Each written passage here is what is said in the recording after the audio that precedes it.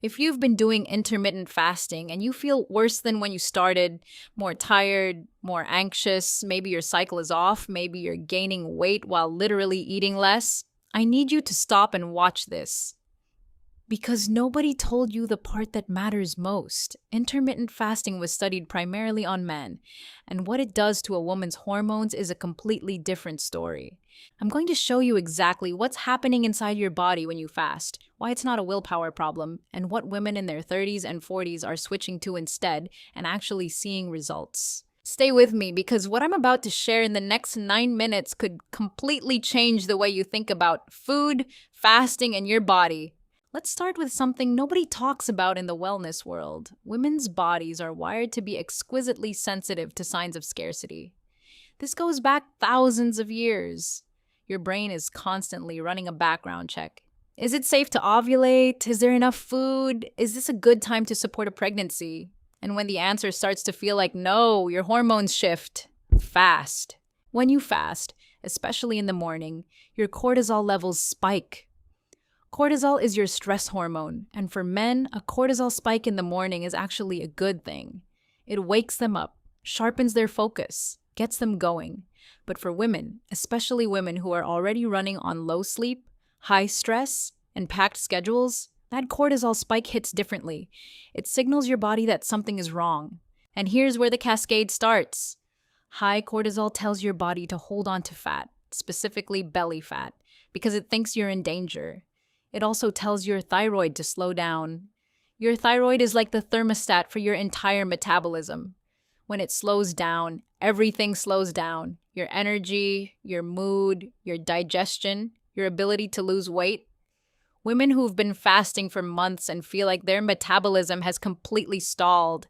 This is often why. But cortisol is just the beginning. Let's talk about what fasting does to estrogen, because this is the part that hit me hardest when I first learned it.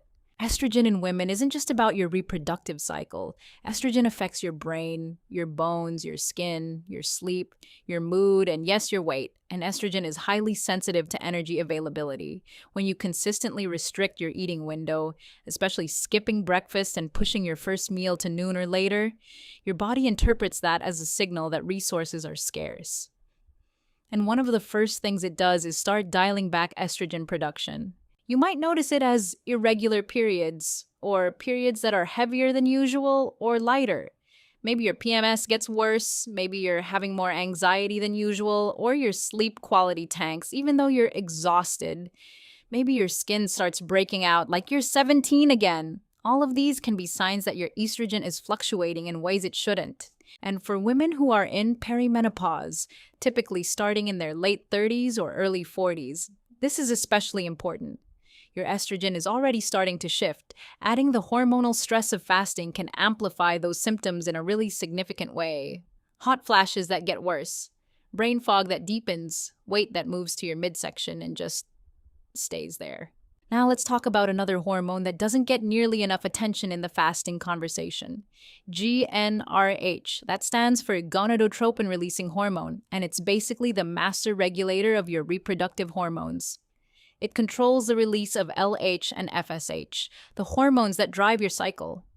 And here's what's wild. GnRH is extremely sensitive to a protein called kisspeptin, and kisspeptin is suppressed when your body senses an energy deficit. So when you fast, especially long fasting windows, your kisspeptin levels drop, your GnRH drops with it, and your entire hormonal cascade gets disrupted at the source. This isn't a minor tweak. This is your body quietly hitting the brakes on its hormonal engine because it genuinely believes food is not available. Researchers have a term for this. It's called functional hypothalamic amenorrhea when it goes all the way to losing your period. But long before you lose your period entirely, there's a spectrum of disruption happening. Subclinical, under the surface, and most women don't connect it to fasting because they've been told fasting is healthy, fasting is healing, fasting fixes hormones, and for some people, mostly men and some postmenopausal women, it might, but for cycling women, the evidence is much more nuanced. I want to be clear here. I'm not saying intermittent fasting is evil. I'm saying it was not designed with your biology in mind. The most cited studies on fasting benefits, improved insulin sensitivity, fat loss, reduced inflammation, were done predominantly on male subjects. When researchers have looked specifically at women, the results are more complicated. One study published in Obesity found that alternate day fasting actually worsened insulin sensitivity in women, the exact opposite of what it's supposed to do. Another study looking at 16.8 fasting in women found disruption to the menstrual cycle and increases in cortisol without the same metabolic benefits that men saw. The science is catching up, but the wellness industry hasn't gotten the memo yet. So, what are the signs that your hormones are already being affected by fasting? Let me give you a list, and I want you to honestly check off how many of these are true for you right now. 1. You're tired all the time, even after a full night of sleep.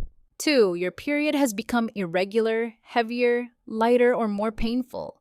3. You feel anxious or irritable in the morning, especially on fasting days. 4. You're losing hair, or your hair feels thinner than it used to. 5. Your skin is breaking out, especially around your chin and jaw. 6. You feel cold all the time or your body temperature feels off. 7. You've hit a weight loss plateau even though you're still restricting. 8. Your libido has dropped noticeably. 9. You're having trouble sleeping, especially waking up between 2 and 4 a.m.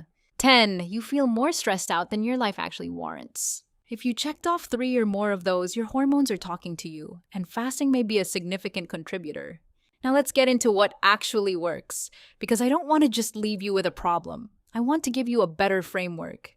The first shift is timing. If you love the idea of a compressed eating window, try shifting it earlier rather than later. Eating between 8 a.m. and 4 p.m. is what researchers call early time-restricted eating, has actually shown benefits for women's hormones because it aligns with your cortisol curve instead of fighting it. Your cortisol is naturally highest in the morning, so eating in the morning works with your hormonal rhythm, not against it. The second shift is protein at breakfast. One of the biggest game changers for women's metabolic health is eating 30 to 40 grams of protein within the first hour of waking up.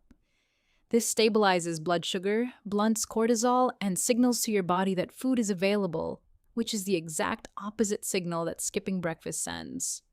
Women who make this one change often report better energy, fewer cravings, and easier weight management within just a few weeks. The third shift is cycle syncing your eating if you're still cycling. This is a whole topic on its own, but the short version is this. Your caloric and nutritional needs actually change throughout your cycle. In the first half, the follicular phase, your body tolerates lower carbohydrate intake and more intense exercise better. In the second half, the luteal phase, your body needs more calories, more complex carbohydrates, and more rest. Trying to fast aggressively in your luteal phase is one of the fastest ways to tank your progesterone, increase PMS symptoms, and make yourself miserable. The fourth shift is managing cortisol before you manage calories. If your stress is high, your sleep is poor, and your nervous system is running hot, no eating strategy is going to work optimally. Cortisol is a master hormone. It overrides almost everything else. Before you add another restriction to your life, ask yourself, what can I subtract? What's taking from your energy that you haven't addressed yet? Now, here's the reframe I want to leave you with. The premise of intermittent fasting is that restricting your eating window forces your body into fat-burning mode. And that sounds appealing, but restriction for women, especially women who've spent years in diet culture, who carry chronic stress, who are in the hormonal transition of perimenopause, restriction rarely heals anything. It often adds one more burden to a system that's already carrying too much. What your hormones actually respond to is safety, adequacy, consistency. A body that knows food is coming feels safe enough to ovulate, to regulate its stress response, to burn fat efficiently, to sleep. The goal isn't to eat less. The goal is to eat in a way that tells your body, we're okay, there's enough. You don't have to hold on.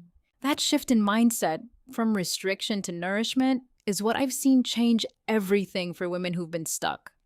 Not another protocol, not a tighter window, just the radical act of actually feeding yourself well. If this resonated with you, share it with a woman in your life who's been told to just fast, harder, and wonder why she feels terrible. And if you want to go deeper on cycle syncing, hormone-friendly nutrition, and what the research actually says about women's metabolic health, subscribe and hit the bell because that's exactly what this channel is here for. You deserve answers that were actually designed for your body. I'll see you in the next one.